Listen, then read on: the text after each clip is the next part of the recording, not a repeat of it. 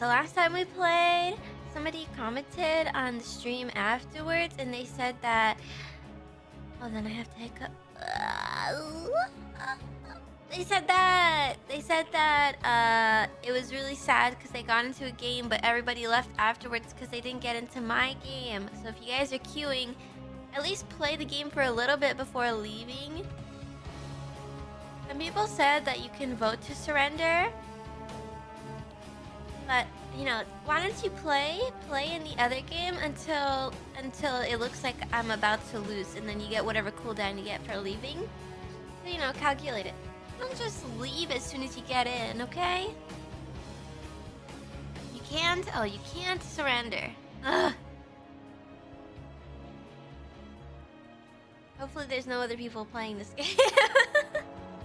So it's just us. You guys have an agreement. Maybe if you guys can have an agreement with each other to just leave. Everybody will leave.